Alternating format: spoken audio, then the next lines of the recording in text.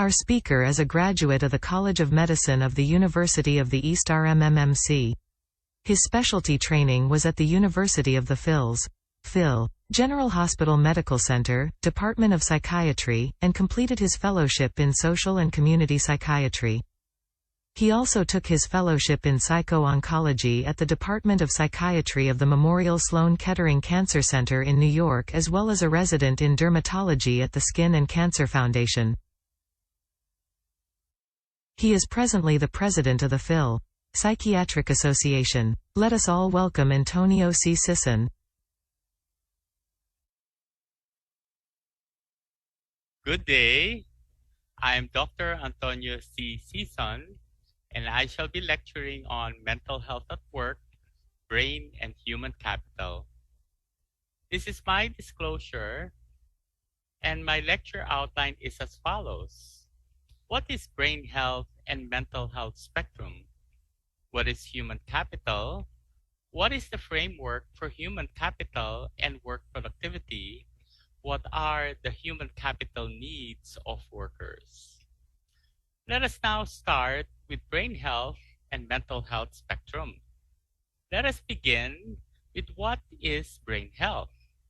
Brain health is the state of brain functioning across cognitive, sensory, social, emotional, behavioral, and motor domains, allowing a person to realize their full potential over the life course, irrespective of the presence or absence of disorders. Additionally, numerous interconnected determinants pertaining to physical health, healthy environments, safety and security, learning and social connection, as well as access to quality services, influence the way our brains develop, adapt, and respond to stress and adversity, giving way to strategies for both promotion and prevention across the life course. Optimizing brain health by addressing these determinants not only improves mental and physical health, but also creates positive social and economic impacts, all of which contribute to greater well-being and help advance society. Certain lifestyle factors are associated with lower risks of developing brain disease, such as being physically active, eating healthily, getting enough sleep, reducing and/or limiting negative stress, as well as refraining from substance abuse, such as alcohol, smoking, or illicit drugs. Additionally, brain health is the preservation of optimal brain integrity and mental and cognitive function, and the absence of overt neurological conditions. Human aging increases the burden of brain dysfunction and neurological diseases, as well as the demands for medical resources. Let us now talk about brain health and mental health. Another aspect of brain health is mental health. While most people generally think of this as separate entities, some health professionals are calling for the end of the demarcation between brain health and mental health. After all, brain structure in those with mental disorders such as schizophrenia, post-traumatic stress disorder, obsessive-compulsive disorder, and other disorders differ from healthy brains. The Global Council on Brain Health agreed that mental well-being is related to people's brain health as they age. Poor mental well-being, such as pessimism or not feeling useful, may interfere with people's abilities to think and reason, as well as how they interact with others and regulate their emotions. Further, the Global Council for Brain Health further agreed that greater mental well-being is associated with reduced dementia risk and that it is possible to maintain mental well-being even if you experience declines in your cognitive abilities or physical health. Importantly, irregardless of age, you can take steps to improve your mental well-being by engaging in purposeful activity and living a healthy lifestyle. People with mental health problems say that social stigma and discrimination they experience not only not only from society, but also from families, friends, and employers can make their difficulties worse and make it harder to recover. So you begin to wonder, what if mental health problems were evaluated and treated like any other medical issues, and physicians were using functional imaging tools, genetics, and other markers to guide treatment?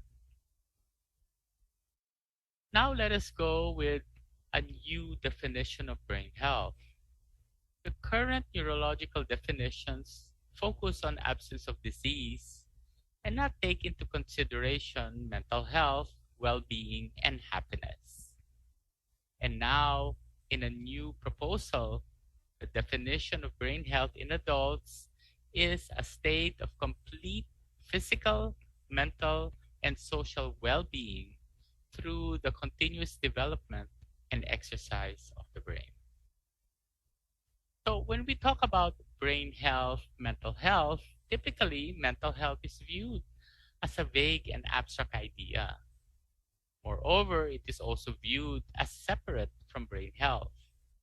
How can we view or imagine brain health and mental health as integrated concepts?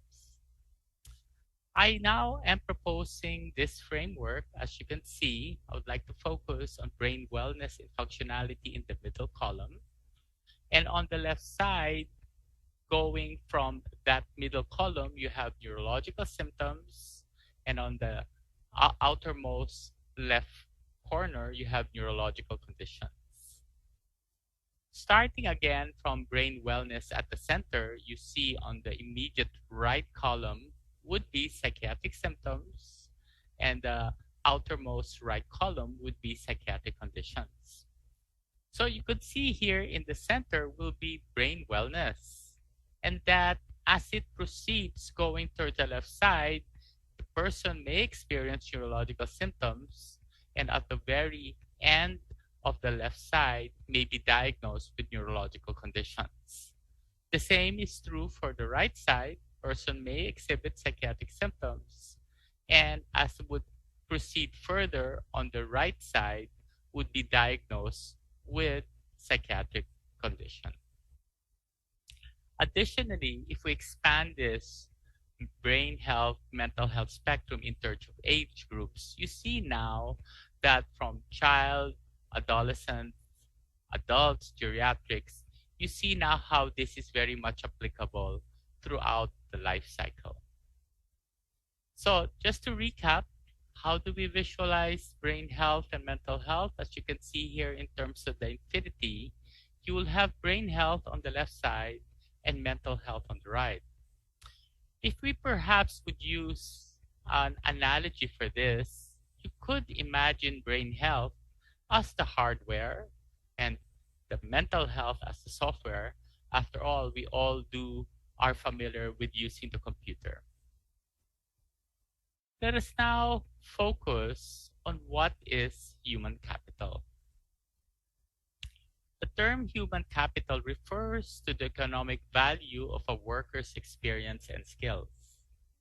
Human capital includes assets like education, training, intelligence, skills, health, and other things employers value, such as loyalty and punctuality. As such, human capital is actually an intangible asset or quality that isn't or can't be listed in a company's balance sheet. However, human capital is perceived to increase productivity and therefore profitability. The more investment a company makes in its employees, the chances of its productivity and success becomes higher. Examples of human capital include communication skills, education, technical skills, creativity, experience, problem-solving skills, mental health, and personal resilience. Human capital is a business perspective which identifies brain health and mental health as an important dimension. But as physicians, we can also view human capital from a health perspective. And here we see health as human capital. On the lower right part, you see the dimension of health. I have physical and mental capacity to do my job. On the topmost, you have skills. I am capable of performing my job. And on the left lower part, you have motivation. I want to perform at a high level to do my job. Moreover, if we're going to focus on human capital and mental health, as we had discussed earlier, mental health is an important component of human capital. Moreover, let us not forget, human capital is just one aspect of one's life. There is also individual social capital as well as community social capital. So you see now that mental health is very much encompassing one's life. So to recap, brain health, mental health is an important dimension of human capital. Let us now discuss the framework for human capital and work productivity.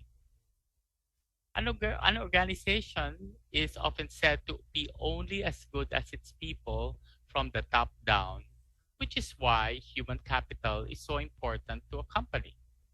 It is typically managed by an organization's human resources department, which oversees workforce acquisition, management, and optimization. Human resource managers can actually calculate total profits before and after any investments are done. Any return on investment of human capital can be calculated by dividing the company's total profits by its overall investments in human capital. For example, if company X invests 2 million in its human capital and has a total profit of 15 million, managers can compare the return on investment of its human capital year over year in order to track how profit is improving and whether it has a relationship to the human capital investments. Let us now further focus on human capital and work productivity. And in order to do this, I'll have to define what gross domestic product is. Gross domestic product is the total monetary or market value of all finished goods and services produced within a country's borders on a specific time period. As a broad measure of overall domestic production, gross domestic product functions as a comprehensive scorecard of a given country's economic health. So here's where we see how human capital and its influence to the gross domestic product. As you can see on the left column, you have physical capital, human capital, and technology, and how these three domains influence aggregate production and function, resulting ultimately to the gross domestic product. Now, I would like to add to this the role of brain health and mental health, which, as we know, is an important component of human capital, which therefore is influential in the quality of human capital invested in the aggregate production and function, ultimately influencing the gross domestic product. So let us now integrate work productivity and how will it look when we're talking about brain health and mental health spectrum. Instead of having well-being at the very center, which I had introduced earlier, I had now replaced brain wellness with work productivity. And in any workforce, you have work productivity, but they may also be at risk for developing. Any employee we may be at risk for developing neurological symptoms, neurological conditions, psychiatric symptoms, as well as psychiatric conditions. But when we talk about work productivity, we are specifically focused on adults working within companies.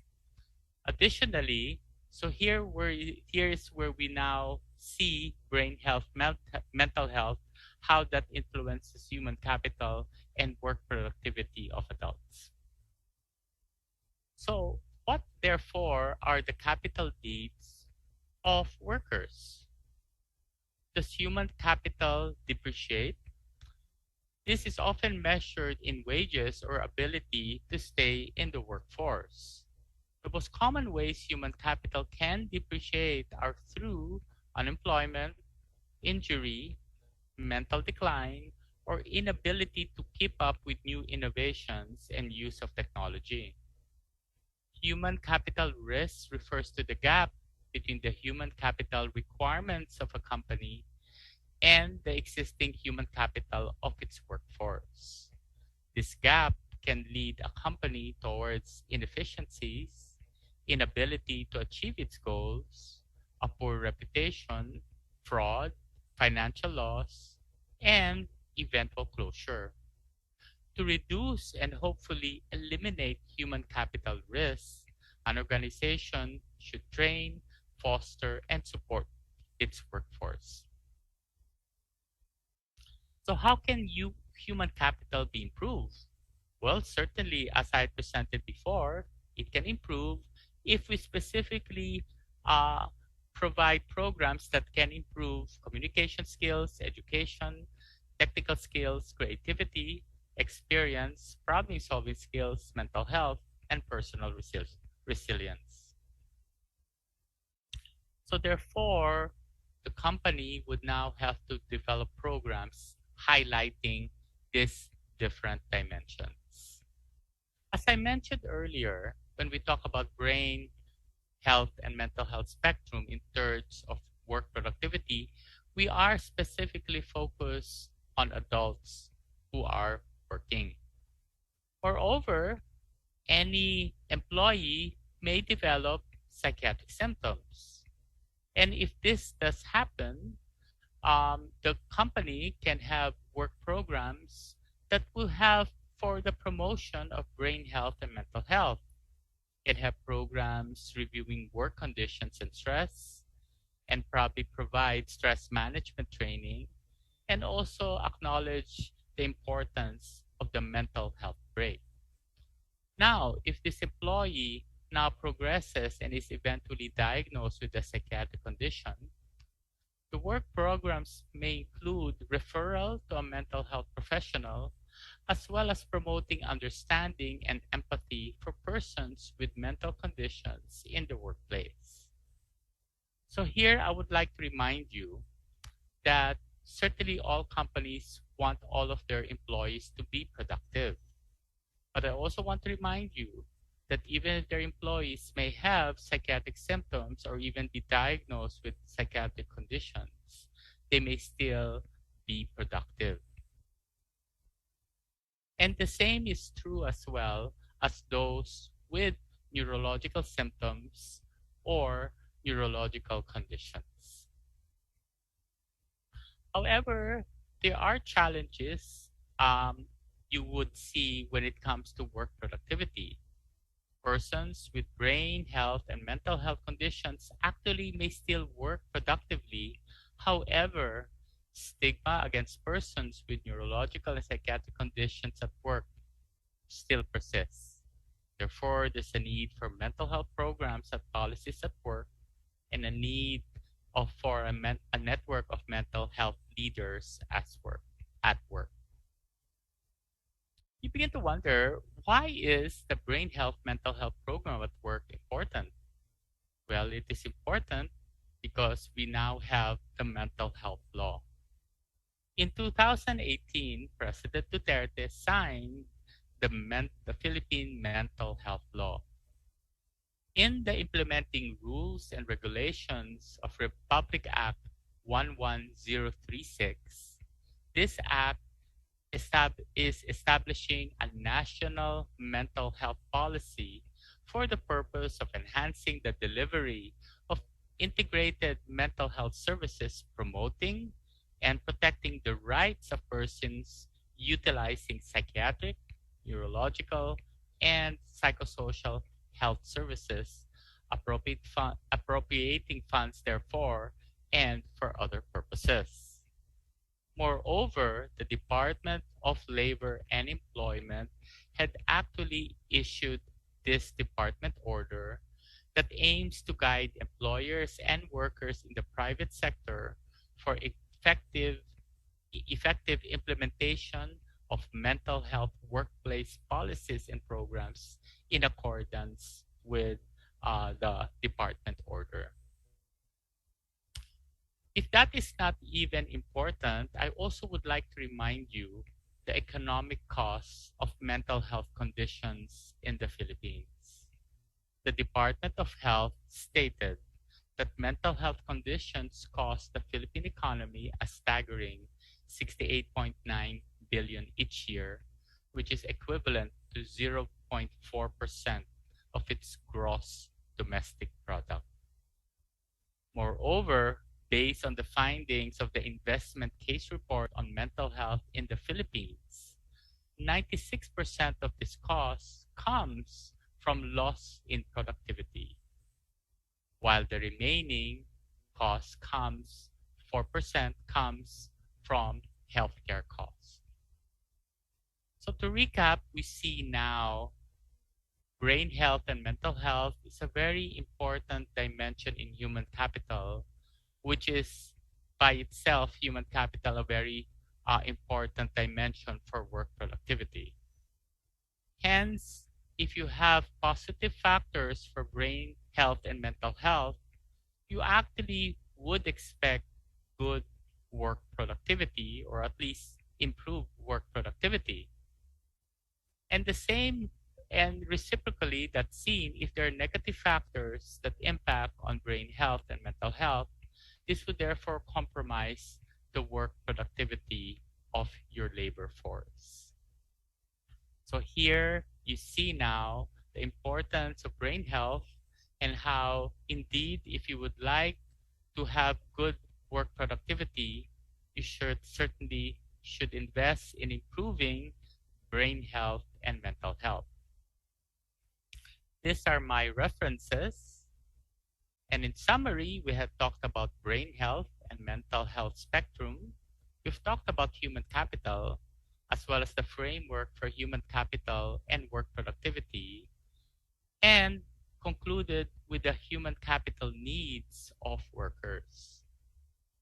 When I was doing this lecture, I had some self-reflection, and I realized when we talk about brain health and mental health, we also should include the role of physical health, and even further expand brain health, mental health towards the concept of well-being. Because as you can see here, well-being plays a very vital role in work productivity. So when people have a healthier brain and body, they are more creative, innovative, and ready to think outside the box. So tell me, what kind of workplace would you rather have? One full of stress and unchecked illness, or one full of healthy, thriving individuals? Thank you very much for listening.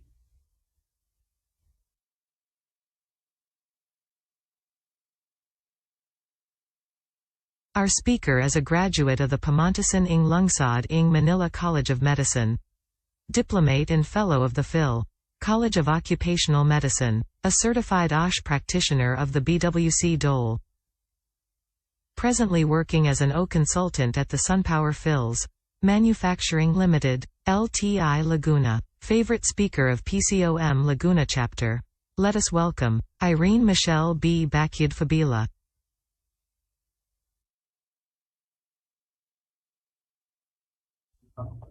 Yes po. Tapos, wala namang audio.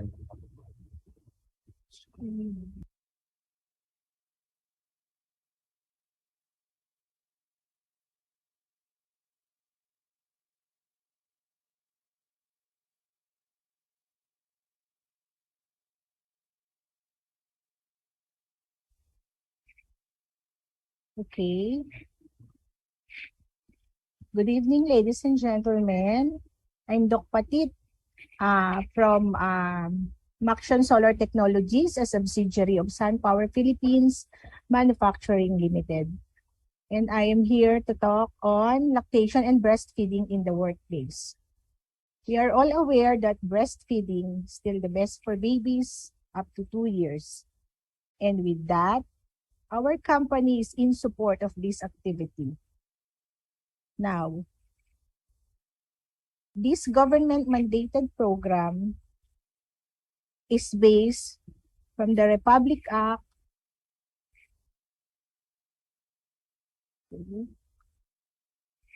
from the Republic Act 10028, otherwise known as Expanded Breastfeeding Promotion Act of 2009. And I would dwell on rule number 3, which focuses on breastfeeding in the workplace and public places.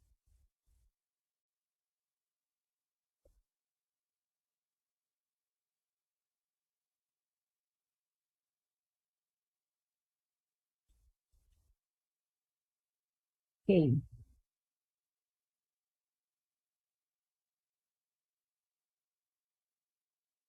Breastfeeding in the workplace is mandated or mandates that all health and non-health facilities, establishments, or institutions, including public places, shall establish lactation stations as appropriate.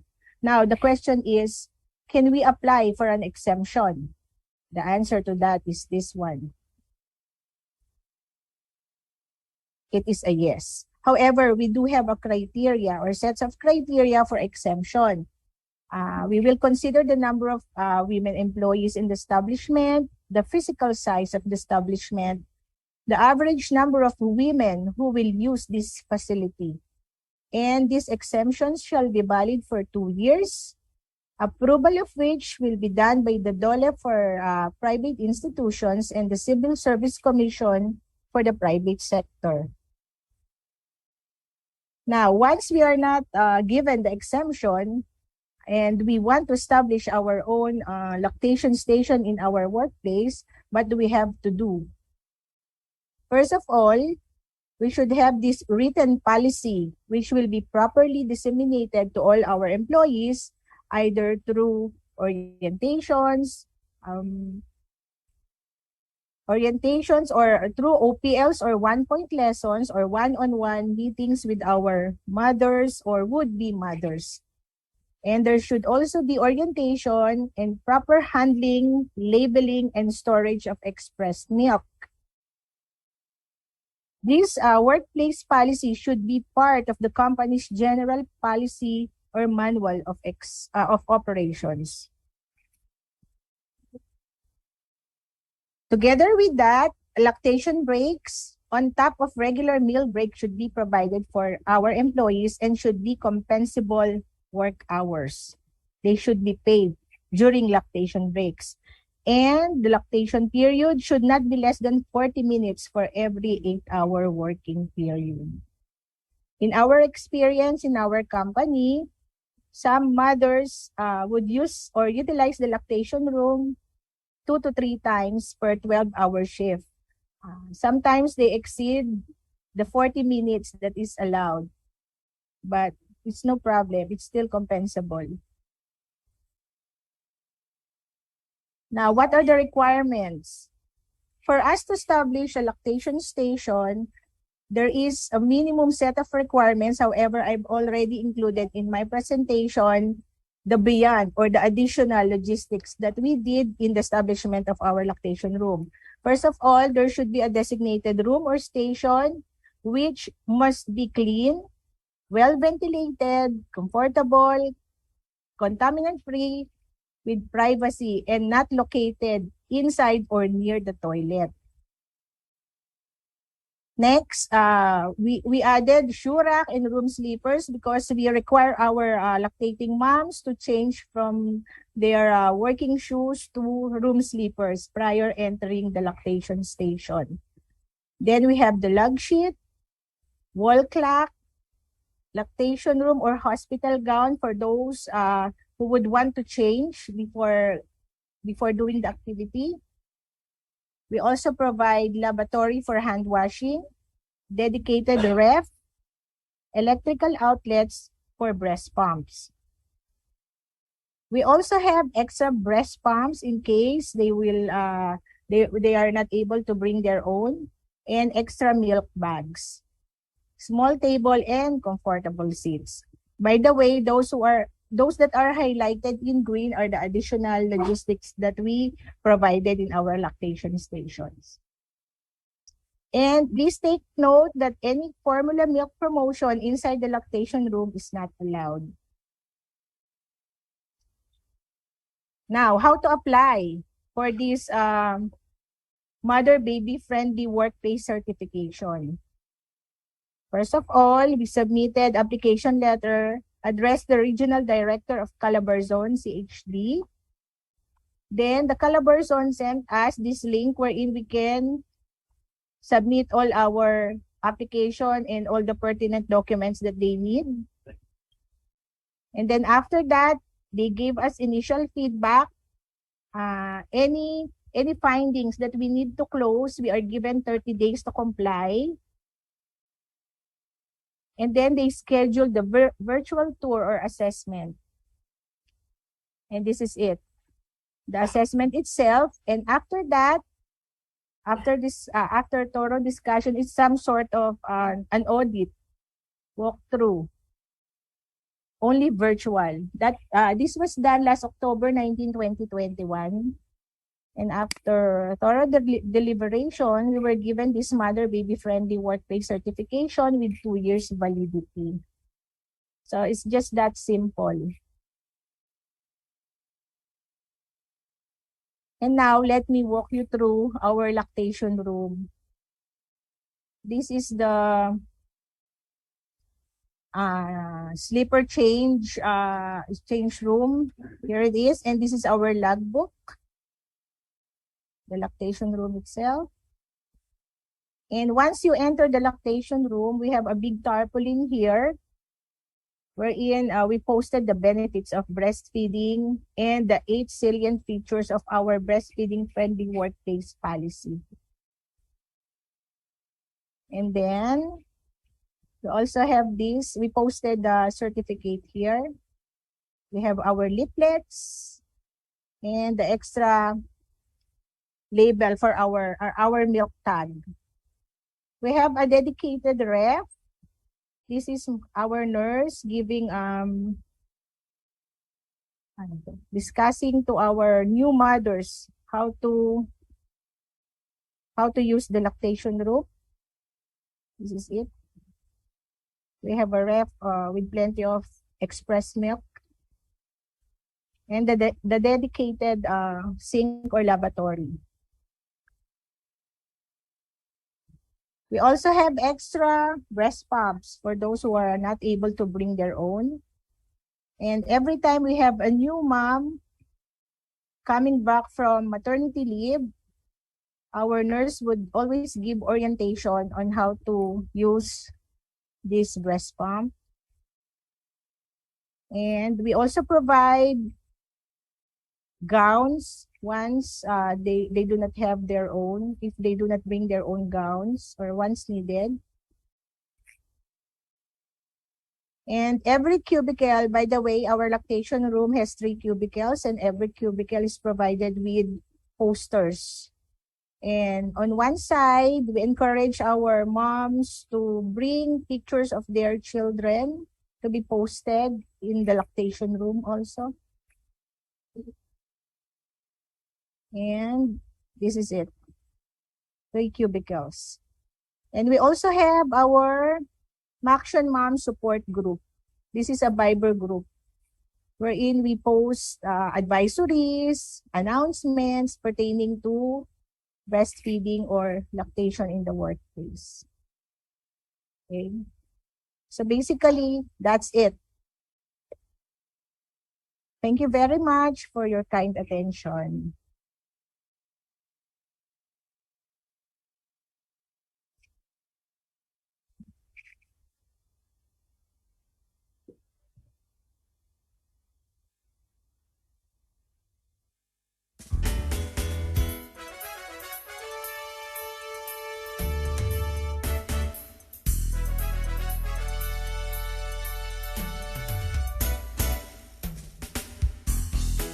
Thank you.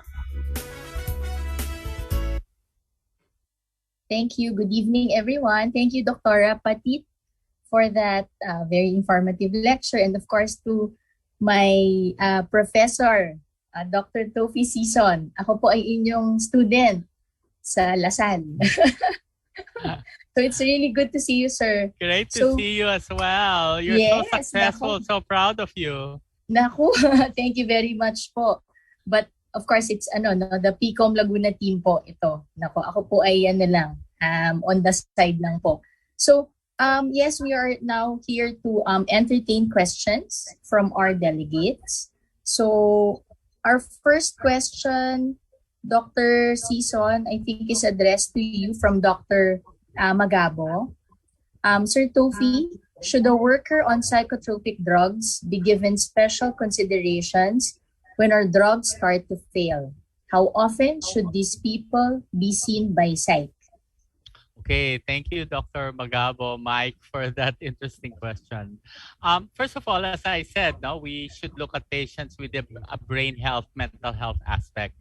And I also wanted to emphasize that even if you may be diagnosed, you may have psychiatric symptoms or diagnosed with a psychiatric condition, it doesn't necessarily automatically impair your functionality. So that is something I think that we should all be very mindful. Now, in the case that we have somebody that has a psychiatric condition and medications may not be effective, certainly we have a lot of maneuvers, a lot of an algorithm to follow. We could augment the medications or completely shift as well as the medications there. Typically, depending, of course, I think on the severity of the symptoms, I may, like I'm speaking from my experience, I may be seeing the patient maybe between once or twice a week, depending on how unstable the symptoms may be. So I hope I was able to answer your question. But I think the good thing is with the kind of medications we have now, certainly we do expect that they can also, even if they're diagnosed with a psychiatric condition or even a neurological condition, they can still be part of the productive workforce. Thank you for that question, Mike. Thank you. If I may share, Doc Sison, well, in one of the companies where I work for, yes, we do have one employee, who is diagnosed with a psychiatric illness. And yes, he has been with the company for 20 years. Yeah. So as an occupational health physician po, what we do is like the regular monitoring, and of course to make sure that he goes to his regular follow-up checkups with the psychiatrist, and that he's been taking the medications. And yes, ang experience po namin is that, this particular patient is ano pa siya, yung mga hindi talaga po nag-absent, yung very very focused on his job, right? So every day he reports to the clinic for reporting of the medications that he takes. And yes, I mean the manager is really towards him, no, because nga po of that attitude towards his job, right? Thank So you, we have Christine. Thank you, Christine, for that, because I also wanted to highlight how stigma, which is another burden, I really feel with your attitude, very welcoming, you eliminate the stigma there, and as a consequence, you really make it easier for the patient to work, and not only for the patient but also for the family of the patient as well. So thank you very much for that very nice sharing, Christine. Good job. okay po. So the next question is, yeah, for Dr. Tufi again. So is there already an existing course to help guide or train in generating mental health policy and program? That is very nice because, as you know, the mental health law, we're still in implementing rules. So the short question to that answer, no. But even if there's no specific guidelines I could offer, thank you for your question. And I think what you can do is, one, you could, depending, of course, on how big your company is, you could maybe have a small focus group discussion, no? Because remember, as in my lecture, when you talk about mental health, they think it's such an abstract idea. But when you introduce it, brain health and mental health, I think they're able to connect it with something physical. And I think the discussion becomes easier to manage, because certainly if your bone is broken, you'll go to a bone doctor. So if your brain is broken, you either go to a neurologist or to a psychiatrist. So I think you start with that. Another strategy you could do is you could perhaps assign somebody to be a mental health advocate at work. So if there are any questions, to be able to refer accordingly. And you could also maybe organize webinars wherein you could invite speakers who could talk about mental health aspects at work. So thank you so much for that question. You're really way ahead of everybody else. That's why you're asking that question. Thank you so much. And Dr. Sison, right, it's about working with the human resource group, right? With Yes. the human resource department. So I think that's the key, in order for agree. us to implement the, mental health programs that we want to propose, right? I Okay, totally agree with you. it's always about ensuring the mental, not only the physical health as you've mentioned, it's about the mental health also of our workers, right? Being Yes. in the occupational medicine practice po. Yes. So I think we have one more question in the chat box. Oh yeah. For Dr. Patit. Hello, Dr. Patit. Thank you po ulit for gracing us this year, right?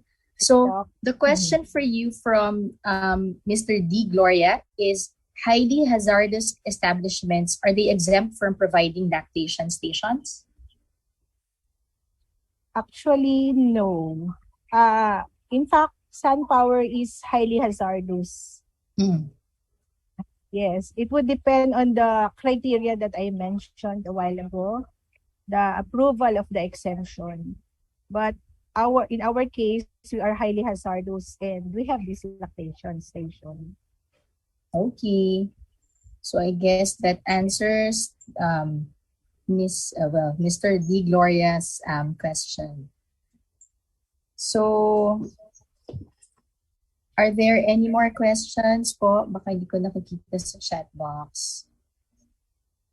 So, Dr. Sison, ako po, I have a question.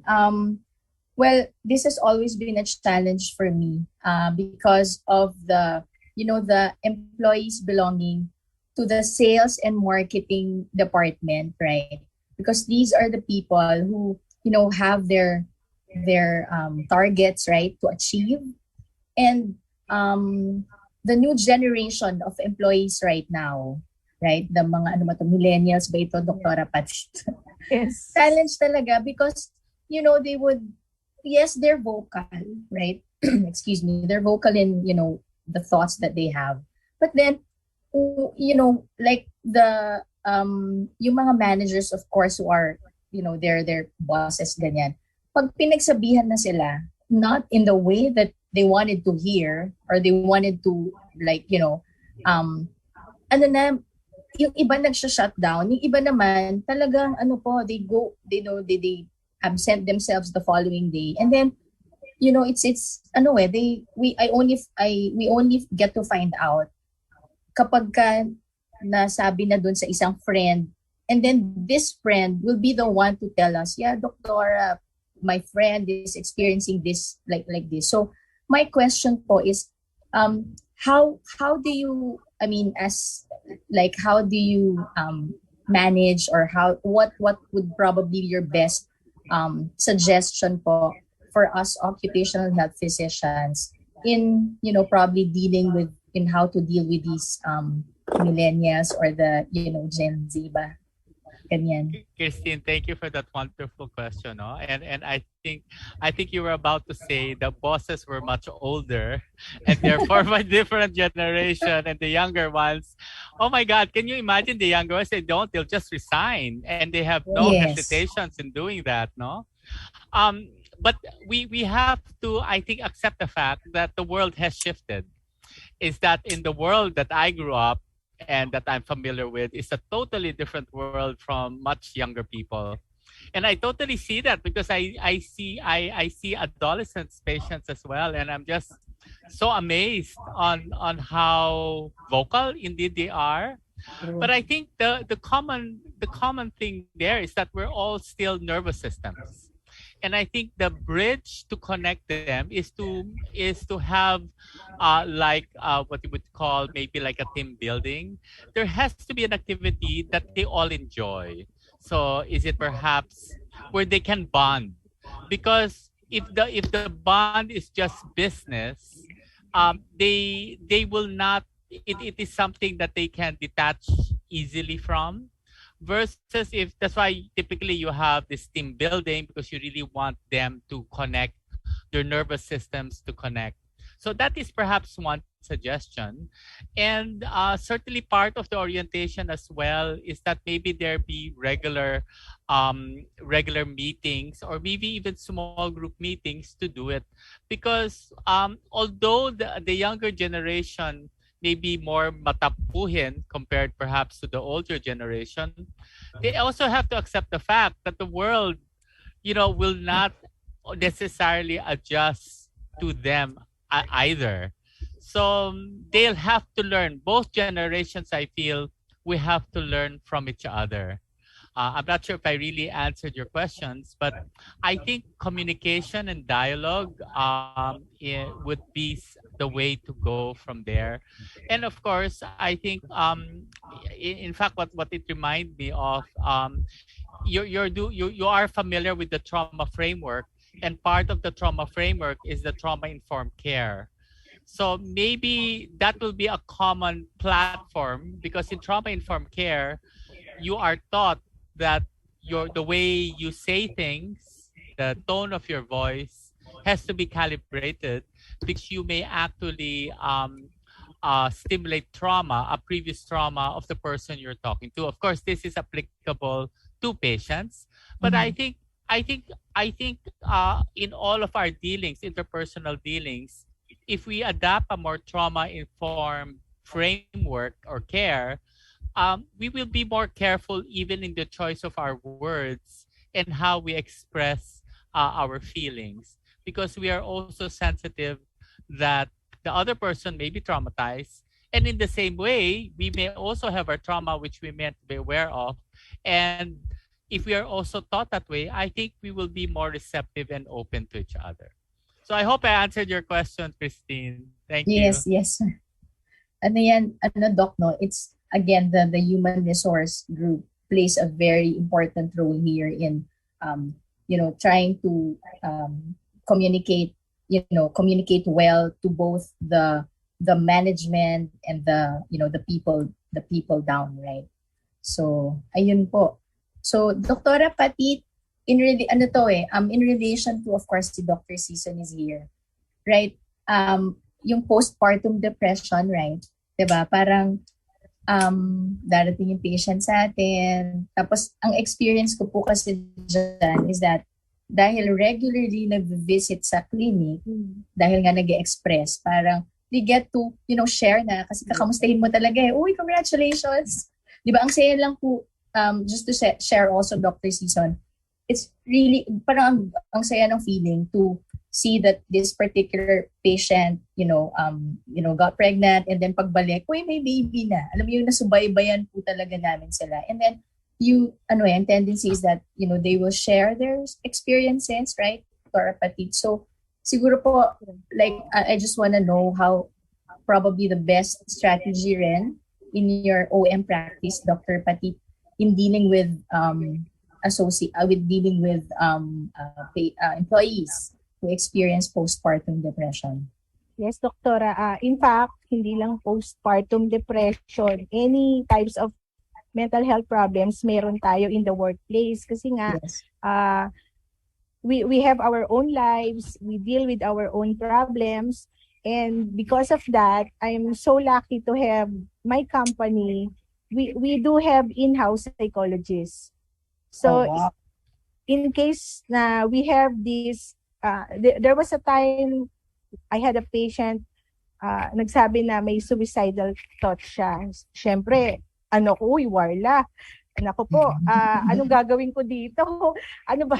Siyempre, I'm not a psychologist, hindi ako psychiatrist, and yet, nandun tayo sa front line, we are occupational health doctors. Siyempre, kailangan ng mental health first aid.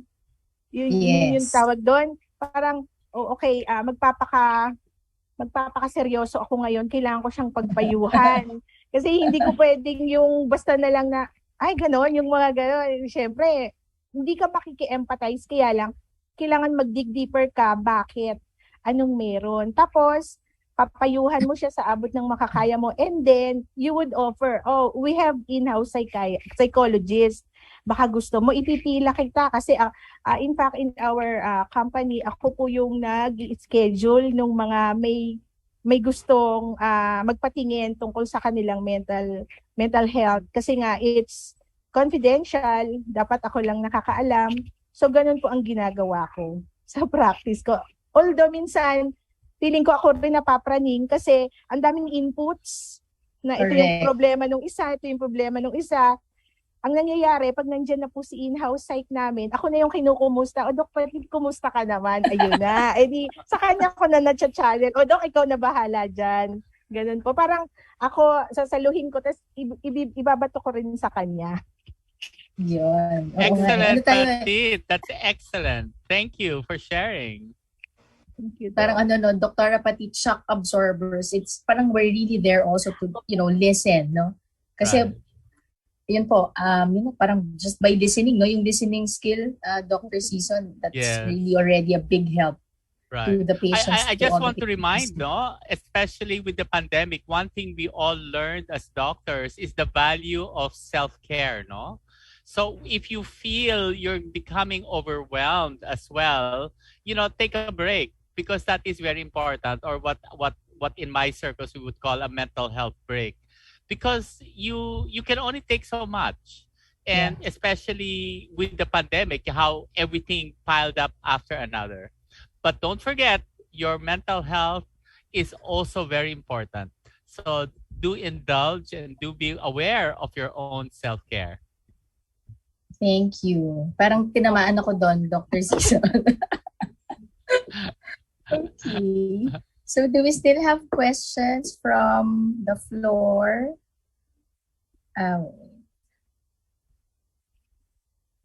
There. Dr. Sison, there's a question from Dr. Foronda. Good evening po. How do we manage employees with ongoing treatment for mental health but have been absent for more than 6 months already and still not cleared to resume work by the psychiatrist?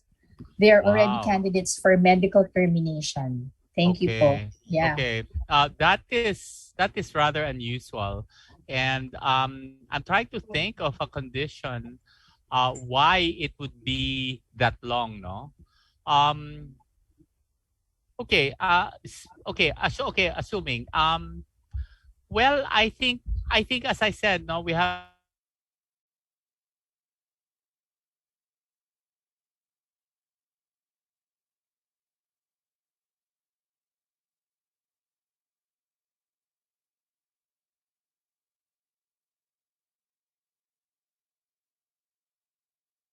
I think the best way to address this is really to have a conversation with the psychiatrist, so you'll also be guided.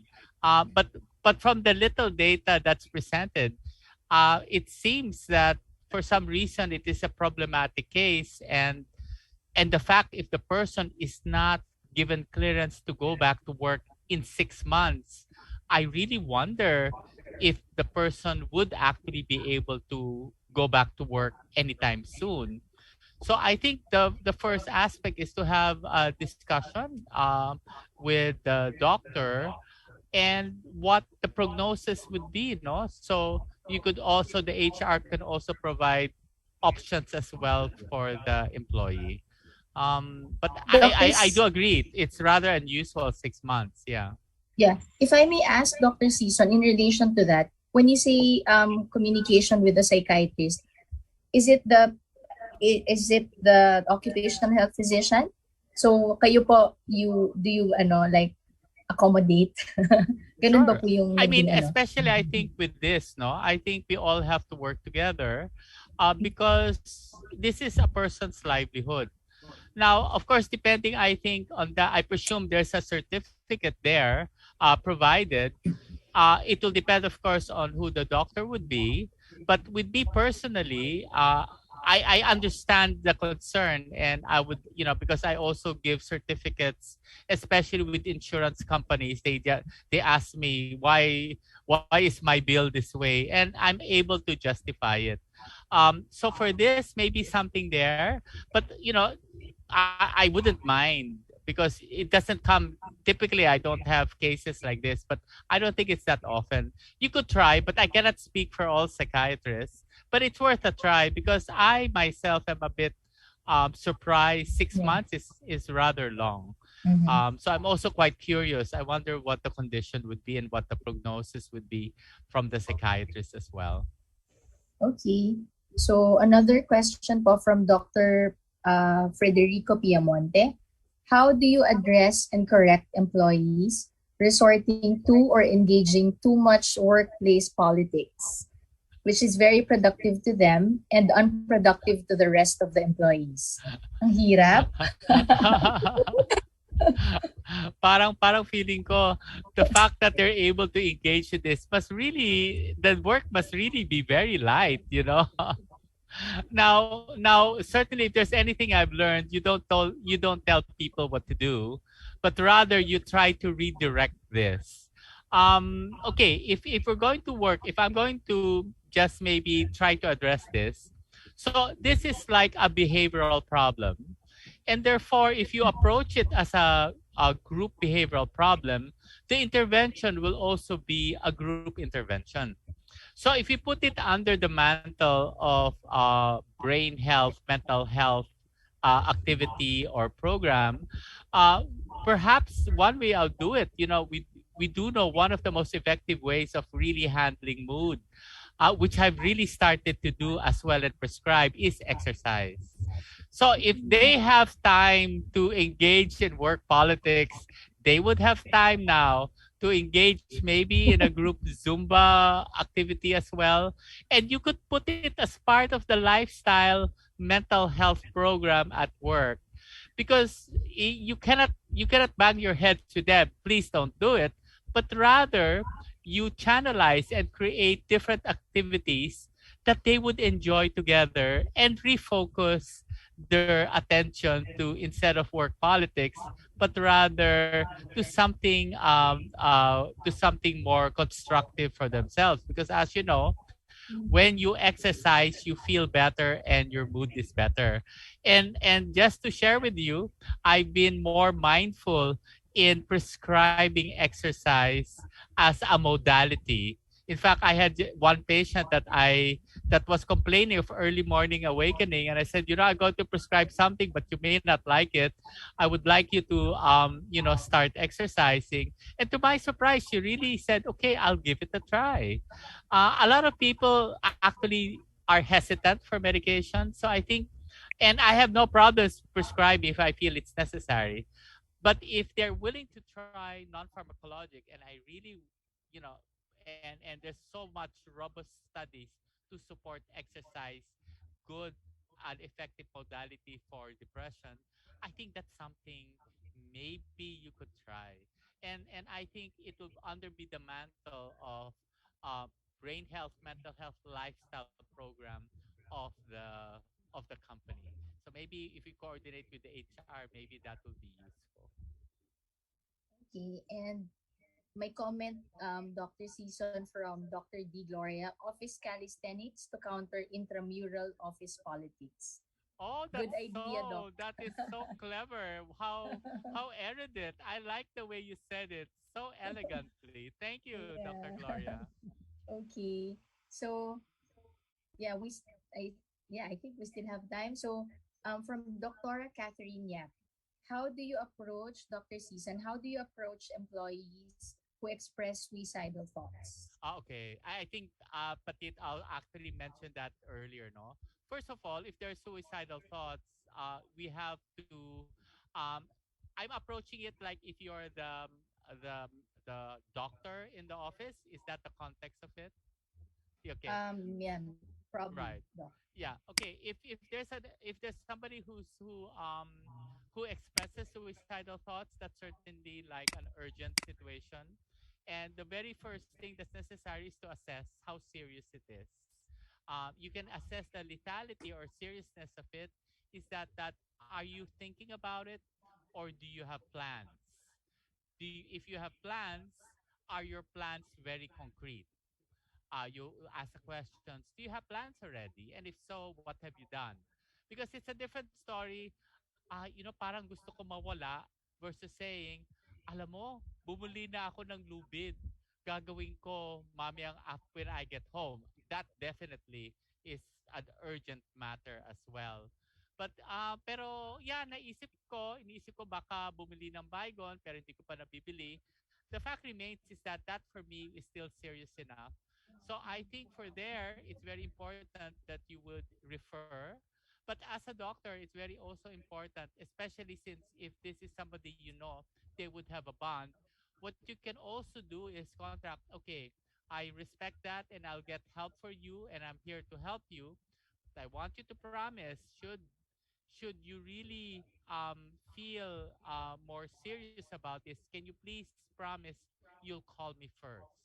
So those are the some of the techniques you could do, no?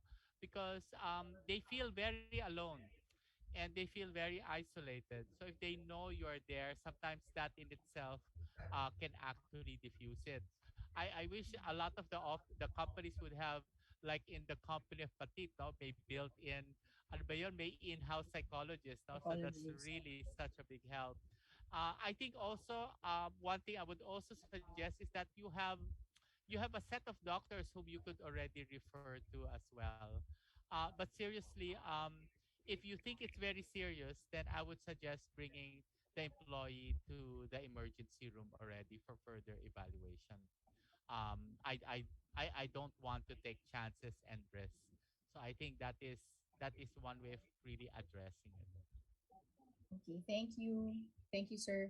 So there's one more question, Dr. Season, for you po. Sure. Is there a maximum allowable duration number for compensable days lost in the workplace due to mental health concerns? Somewhat akin to a mental health leave, perhaps. Right. That's a very good question, no?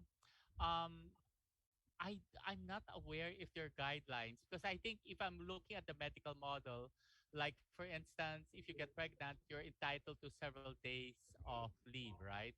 If you have a medical condition, you have several days, and I think that question is thinking in terms of that situation as well, no? Na if you are diagnosed with depression, do you give 2 weeks and everything, no? Typically, the way I would do it, I would first of all ask what the patient would like. And I would then clarify why do you think you need this versus this? Because I have to also be very clear about that.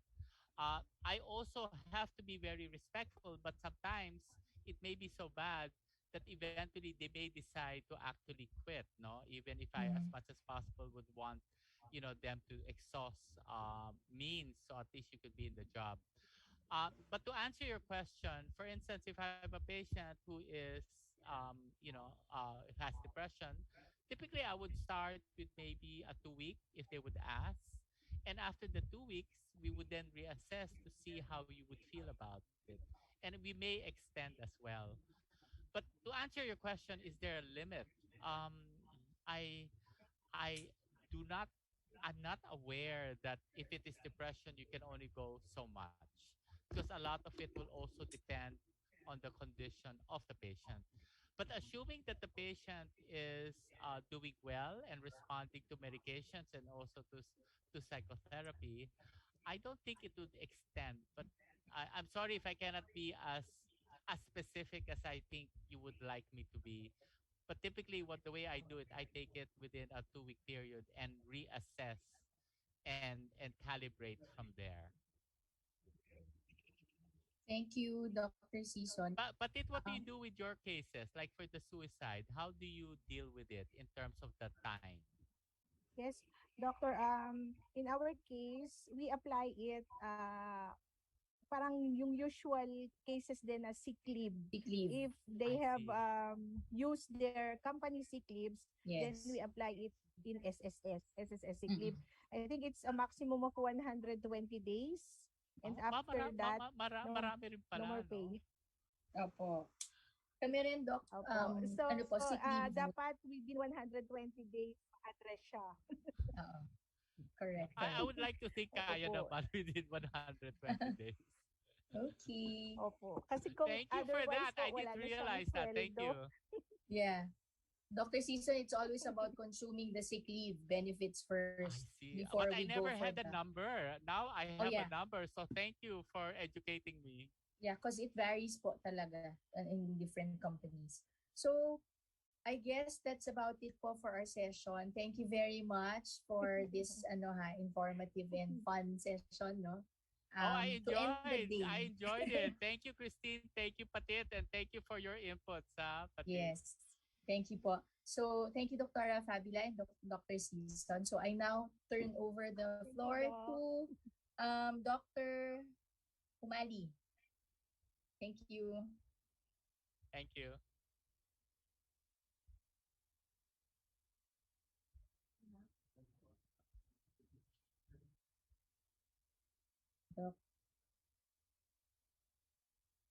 Oh, wow. Merong shout out. May trivia. May Dr. trivia.